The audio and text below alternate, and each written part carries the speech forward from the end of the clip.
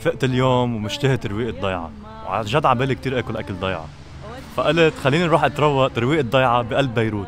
مشوا معي لتعرفوا وين رحت تروقت اليوم.